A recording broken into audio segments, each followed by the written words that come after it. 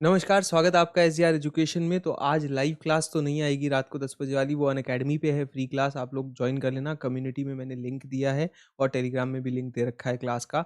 तो आज वीडियो आएगी, तो रोज़ आपको एक टॉपिक तो मिलता ही है। स्कैफोल्डिंग क्या होता है और ये कैसे लेव विगोस्की के ज़ेडपीडी से संबंधित है। मतलब आप ये कहते हैं ना कि भई सिमिलर है लेकिन अलग, वैसे एक कॉन्सेप्ट के रूप में स्कैफोल्डिंग जो है वो अलग होती है।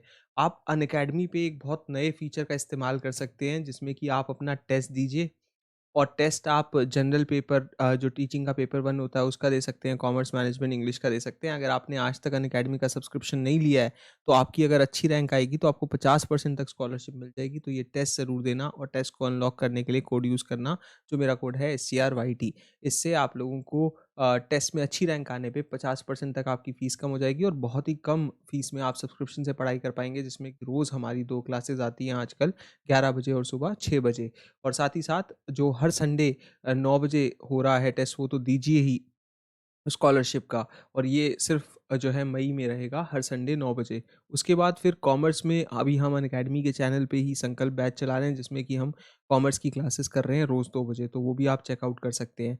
क्या होती है टर्म स्कैफोल्डिंग? देखिए, ये जो वुड और बर्नर और रॉस का जो काम था 1970 में, वहाँ से ये शब्द आया। और इस टर्म का मतलब जो है एक तरीके से मेटाफर के तौर पे यूज़ किया जाता है कि टीचर के द्वारा किस तरीके से स्टूडेंट को जो है मदद की जाती है लर्निंग के अंदर। तो उसके लिए स्कैफोल्डिंग शब्द का इस्तेमाल एक मेटाफर के रूप में होता है। तो स्कैफोल्डिंग की प्रोसेस में जो टीचर होता है, वो कैसे मदद करता है कि एक स्टूडेंट मास्टर कर सकता है किसी टास्क को, और उसे जो है धीरे-धीरे जिस चीज़ को वो इंडिपेंडेंटली नहीं सीख पाता, आगे चल के जो है with assistance of teacher, teacher की मदद से वो और ज़्यादा अच्छे तरीके से उसको सीख पाता है और मास्टर कर पाता है। और धीरे-धीरे टीचर जो है उस प्रोसेस से खुद को कैसे अलग करता है।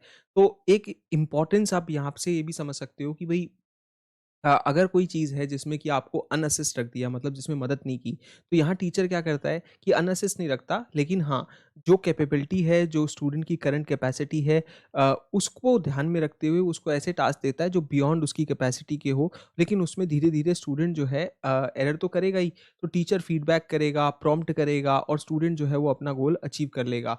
और फिर उसके बाद वो उस चीज़ को मास्टर करेगा, उसकी रिस्पॉन्सिबिलिटी खुद हो जाएगी, इंडिपेंडेंटली उस चीज़ को करना सीख जाएगा। तो स्कैफोल्डिंग ना एक तरीके का ब्रिज है। और धीरे-धीरे जो है यहाँ पे कि स्टूडेंट जो ऑलरेडी जानता है और जो वो ऑलरेडी नहीं जानता है, जानना चाहता है, उसके बीच में जो है वो टीचर एक तरीके से वो ब्रिज बन के वो उसको पूरा करवाता है। और इसी तरीके से बहुत सारे ऐसे टूल्स हैं जो कि स्कैफोल्डिंग में यूज़ होते हैं, जिसमें कि वर्बलाइज़ थिंकिंग करवाना, थिंक लाउड, अ, प्रोसेस किस तरीके से जो है वर्बलाइज़ थिंकिंग की यूज़ करना है, कोऑपरेटिव लर्निंग है एक तरीके की, डायलॉग है अमंग द पीयर्स, स्टूडेंट्स में आपस में, कंक्रीट प्रॉम्प्ट्स हैं, क्वेश्चनिंग है, कोचिंग है, क्यू कार्ड्स है, मॉडलिंग है, इनके थ्रू जो है वो पढ़ाया जाता है। और इसी में ये बात भी समझना ज़रूरी है कि कैसे टिप्स देना, स्ट्रैटेजीज़ देना कि भई आप उन चीज़ों को अचीव कर पाएँ, जो आप अकेले नहीं कर सकते, बट थोड़ा सहयोग अगर आपको मिलेगा तो। जैसे ये पूरा सिद्धांत इसी बात पे आधारित है कि वेगोस्की का जो ज़ेडपीटी था, लेविगोस्की का जो आइडिया था ज़ोन ऑफ प्रॉक्सिमल डेवलपमेंट का, अगर आप समझें, तो वो भी यही था कि एक्चुअल डेवलपमेंट का लेवल और पोटेंशियल डेवलपमेंट का लेवल 2 चीज़ें होती हैं। पोटेंशियल कितनी है और अभी हम कहाँ हैं? तो ये तो वो चीज़ें हैं जो स्टूडेंट खुद कर सकता है। ये वो है जो किसी की मदद के साथ कर सकता है, और ये वो चीज़ें हैं जो वो खुद नहीं कर सकता। तो ये ज़ोन ऑफ प्रॉक्सिमल डेवलपमेंट है, जहाँ पे वो चीज़ें जो एक स्टूडेंट जो है वो हेल्प के साथ कर सकता है। यही एक तरीके से स्कैफोल्डिंग के सिद्धांत को बताती है। और स्कैफोल्डिंग जो है एक तरह का ऐसा ही कॉन्सेप्ट है जिसमें कि कुछ मदद की जाएगी। जैसे वो एग्जांपल है ना कि एक बच्चा साइकिल नहीं चला पाता, धीरे-धीरे उसके दादाजी पीछे से पकड़ लेते हैं, जैसे ही चलानी सीखता है, तो उसके दादाजी जो है वो छोड़ देते हैं साइकिल और वो खुद ही चलाने में पूरा सफल हो जाता है। इसी तरीके से स्कैफोल्डिंग और डिफरेंशिएशन 2 तरीके यूज़ होते हैं पढ़ाने में। तो स्कैफोल्डिंग की तरह जो है ना होके डिफरेंशिएशन में क्या होता है कि टीचर ना अलग-अलग स्टेप्स देता है, जो है अलग-अलग बच्चों को उनकी अपनी कैपेबिलिटी के हिसाब से। और इसीलिए जैसे मान लो एक टीचर ना may assign most of the class to read a chapter, कि भई एक चैप्टर रीड कर ले सब बच्चे, और ज़्यादातर लोगों के लिए आसान होगा। लेकिन हो सकता है कि उसके ऊपर फिर जो है वो जब शॉर्ट पैराग्राफ लिखने को दे, तो कुछ बच्चे ऐसे निकल जाएँ जो कि बहुत इसमें चैलेंज फेस करें और इस चीज़ को ना कर पाएँ। तो उन स्टूडेंट्स के लिए टीचर क्या करेगा कि वो एक छोटा हिस्सा जो है जो टेक्स्ट का वो खुद रीड करेगा और उन्हें बताएगा कि कैसे जो है आंसर करना है एमसीक्यूज़ को इस टेक्स्ट के बारे में, और फिर उसके बेसिस पे एक पैराग्राफ बनाना है। तो टीचर डिफरेंशिएट कर रहा है, अलग-अलग तरीके के असेसमेंट कर रहा है इन स्टूडेंट्स के, ताकि वो स्टूडेंट सक्सेसफुल हो पाएँ, और अलग-अलग तरीके से उनको समझाने की कोशिश कर रहा है। तो स्कैफोल्डिंग और डिफरेंशिएशन ना गोल तो सिमिलर ही अचीव करते हैं, लेकिन ये तरीके अलग हैं। एजुकेटर कैसे हेल्प करता है स्टूडेंट की सक्सीड होने में, इसी चीज़ को दर्शाते हैं। और ये बात यहाँ समझना ज़रूरी है कि दोनों ही अप्रोचेस को सिंगल लेसन में भी यूज़ किया जा सकता है, स्कैफोल्डिंग को भी और डिफरेंशिएशन को भी। तो टीचर ऐसे स्टूडेंट्स को आइडेंटिफाई कर सकते हैं जिनको डिफरेंशिएशन की टेक्निक की ज़रूरत है, अपने लेसन्स को स्कैफोल्ड करके, अपने लेसन्स में जो है धीरे-धीरे खुद मदद करके उनकी, और फिर ये देख सकते हैं कि भई स्टूडेंट्स जो है जिनको अल्टरनेटिव असाइनमेंट्स की ज़रूरत है, तो उनको उस तरीके से ट्रीट किया जाए।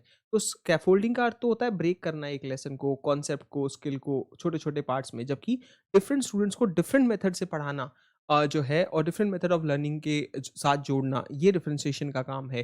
टीचर जो है वो अपना सपोर्ट धीरे-धीरे फेडिंग का कॉन्सेप्ट होता है ना, कम कर देता है, जबकि यहाँ पे लर्नर जो है वो फॉलो करते हैं एक अलग फॉर्मेट, और हर बच्चे के साथ अलग फॉर्मेट जो है वो अलग फॉलो किया जाता है, और अलग-अलग तरीके का टीचर सपोर्ट दिया जाता है। यहाँ पे स्टूडेंट्स जो है वो ऑटोनॉमी डेवलप करते हैं, खुद मास्टर कर जाते हैं स्किल को, इंडिपेंडेंट लर्निंग सीख जाते हैं, धीरे-धीरे वो दादाजी के हाथ छोड़ने वाली बात है साइकिल से। तो स्कैफोल्डिंग के कॉन्सेप्ट में इस तरीके चीज़ें चलती है, ज़ेडपीडी में जैसे लेविगोस्की के चलती है। फिर उसके बाद अलाउ करना स्टूडेंट्स को कि वो इंटरैक्ट करे with course content in the ways जो सबसे कंफर्टेबल हो उनके साथ, ये डिफरेंशिएशन में किया जाता है। तो एक समरी जो है बुक चैप्टर की रीड करना, फिर वोकैब्युलरी के वर्ड्स ढूँढना, और फिर जो है रीड करना चैप्टर को, और उस पे शॉर्ट क्विज़ बनाना या आंसर देना, ये मेन काम होता है, जैसे स्कैफोल्डिंग का एग्ज़ाम्पल हो गया। और उसके बाद अगर डिफरेंशिएशन के एग्ज़ाम्पल में कि भई आप एक वीडियो देखो चैप्टर के बारे में, कि वोकैब्युलरी जानो जो है विद यूजिंग अ डिक्शनरी, और फिर वीडियो दोबारा देखो और समराइज़ कर दो, और जो है इसको टीचर के सामने समराइज़ करके बता दो, ये डिफरेंशिएशन का टास्क हो गया। तो यहाँ पे फ़ायदा ये होता है स्कैफोल्डिंग का कि इससे स्टूडेंट नई इन्फॉर्मेशन सीख पाते हैं। इससे फाउंडेशनल नॉलेज नए कॉन्सेप्ट्स की बढ़ती है, इंडिपेंडेंट लर्निंग हो पाती है, अपनी प्रोग्रेस को देख पाते हैं, और कहीं न कहीं जो है कोर्स कंटेंट जो है उसमें अगर कोई गैप है, लर्निंग गैप है, तो उसको आप एड्रेस कर सकते हैं, ब्रिज कर सकते हैं। स्टूडेंट की जो फ्रस्ट्रेशन है, वो कन्फ्यूजन है, नेगेटिव सेल्फ परसेप्शन है, वो कम होता है इससे, और कम्युनिकेशन सुधरती है स्टूडेंट टीचर्स के बीच में।